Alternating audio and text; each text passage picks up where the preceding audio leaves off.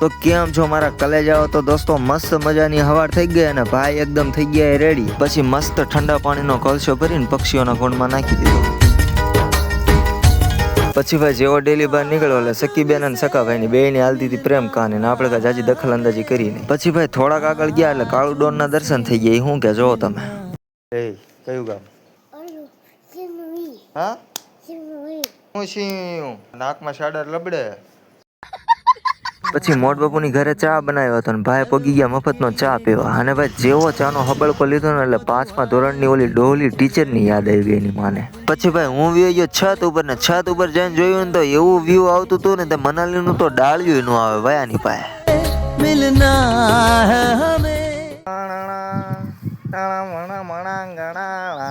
પછી હું રાત પડી ગઈ અને આપણે એટલે છત ઉપર માવો બાવો ખાઈને અને હવે હુઈ જવી.